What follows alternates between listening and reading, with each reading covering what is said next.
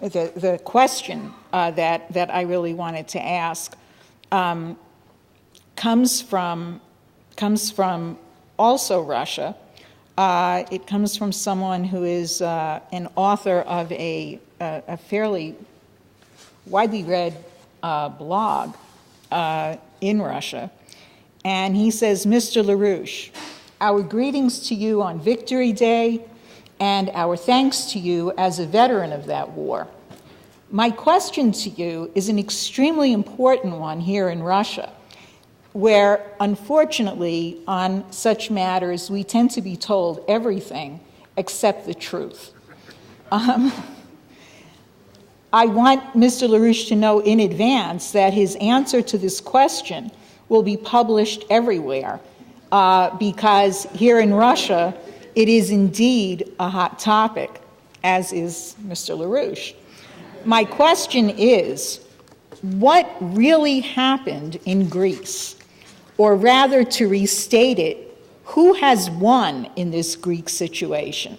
The government or the people who are protesting so actively and valiantly? The crisis in Greece itself has only begun.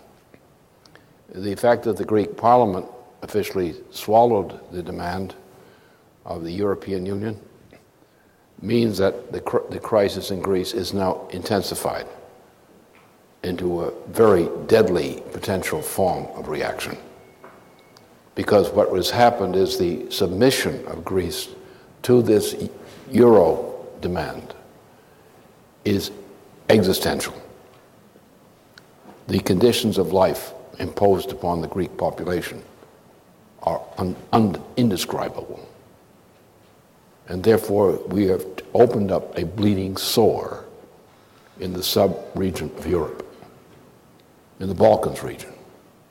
And this sore will run for a long time unless something is done about it now. It's criminal. What you have is, again, the key thing, as I mentioned before, the key to what's happening on the world scale in all financial markets and related situations is a breakdown of the British Empire. The British Empire is not an empire of the British people. It is an empire of institutions which are in origin Venetian.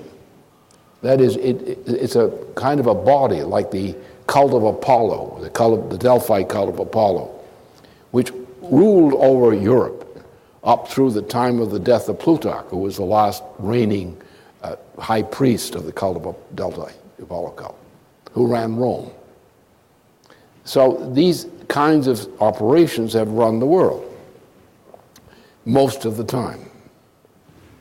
And what the British represent in Europe is a form of empire which comes out of that Delphi tradition. It's gone through many phases. It went through the emergence of the interim period from the destruction of the Persian Empire, the death of the ruler, into the emergence of the Roman Empire, then the Byzantine Empire, then about 1000 AD, the Empire of Venice, which controlled the financial life of the world at that point. Venice is still a controlling factor in the financial life of the world. If you're Italian in particular, and you know the history of Italy, you know that Venice is the place that runs most of the world with its tributaries, which are connected. It's the financial center of the world. It's the same Venice which in the 14th century caused the New Dark Age by switching the control in the monetary system. And does the same thing. Same thing is happening more or less today.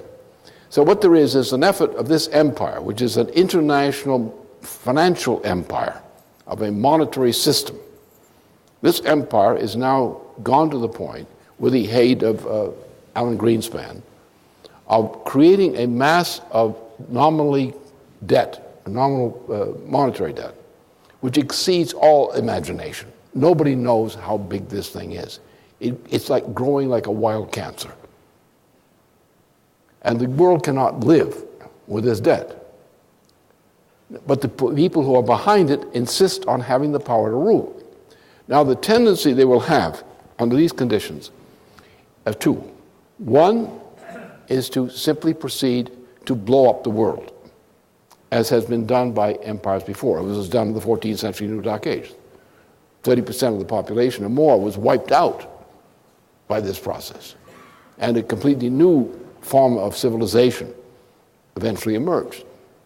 That's the one thing that's coming out of the British Empire. And the British Empire, however, also controls most of the financial monetary systems of the world. So if you're going to save civilization, you have to destroy it. You have to destroy the British Empire.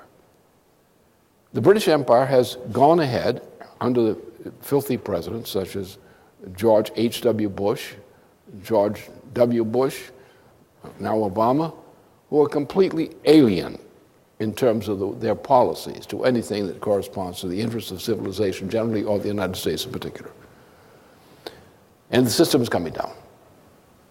What they're trying to do is blow up the system by, instead of allowing Greece to reorganize its money system, they are imposing on Greece that Greece be used, the Greece in debt be bailed out by Europe.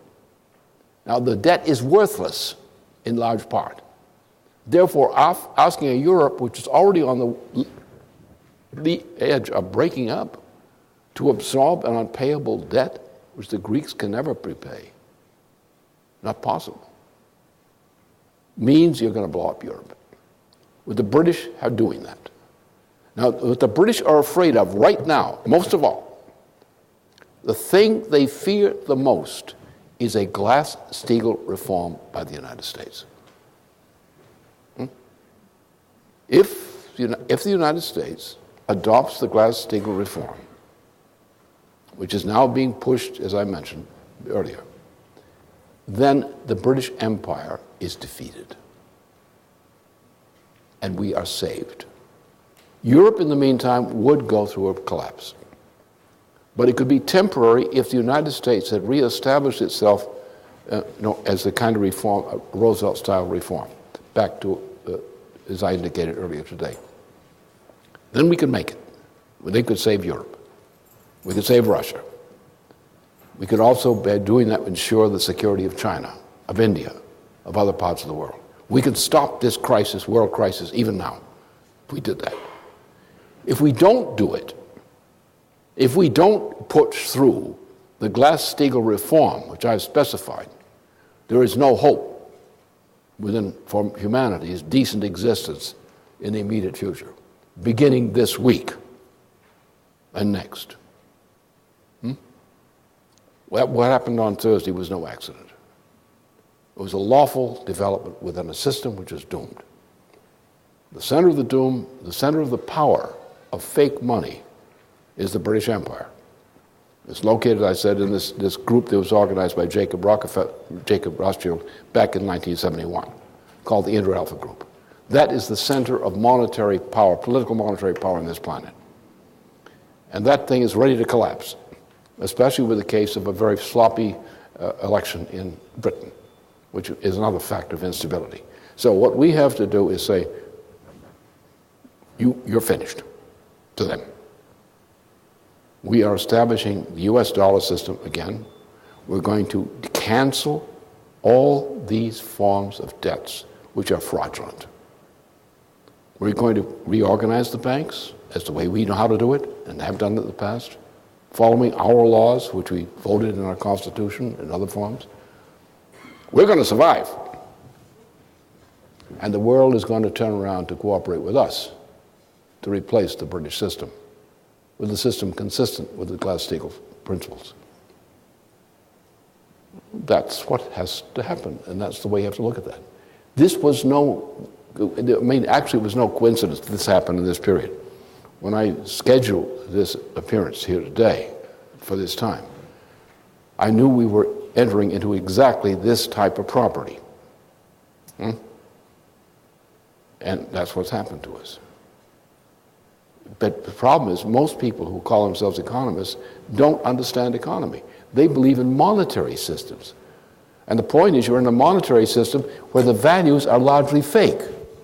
Most of the listed monetary values of the world today are totally fake. And if you keep blowing that bubble up, it's going to pop. And it came popping time. And that's what's happened. And it was going to happen about this time. I knew it was going to happen about this time, but it happened a few days before this time. It was nothing coincidental, nothing surprising about that. History is like that. And if you do as I do and think as I do, in terms of physical economy, not this paper-mache kind of economy, or an invisible paper-mache economy, which we have now, if you know, it's gone, it's doomed, it's gone. There's no mystery about it. The problem is people attach too much value to this crazy system. They depend upon it. They think that it has some intrinsic value, and it doesn't. It's only paper. So it's not even paper anymore. It's electronic wisp someplace. So that's what happens. So this thing is inevitable. What we have to do is, presuming we carry through the Glass-Steagall reform, and everything depends on the Glass-Steagall reform. If we carry that through, then we will survive, and we will be a power to go into Europe and talk to nations such as Germany and Russia and Italy, and France. Even the French will probably agree. And we will say, okay, why don't you just join our system? Resume your sovereignty as sovereign nation states and enter into an agreement with us like the Roosevelt Agreement at Bretton Woods. And we will create a fixed exchange rate system based on this, our tradition of our system. And that's the solution. You see, Russia has, for example, in particular, has a stinking monetary system right now, financial system, which is owned by the Caribbean pirates, who own Russia from afar. And the poor Russians can't get access to the money that the Caribbean pirates have, and they call it Russian money. And they're looting Russia for the sake of the profits of the Caribbean pirates. So we can help them with that. We can enter into agreements with Western Europe, governments in Western Europe, and with Russia and China. China will be very happy to have such agreement, and India, and a few other countries. We enter into such an agreement, we've created a new international system, a Bretton Woods system like that, the Franklin Roosevelt. Under those conditions, doing the kind of work I indicated, we can survive. We can progress. And we can say bye-bye to the British Empire.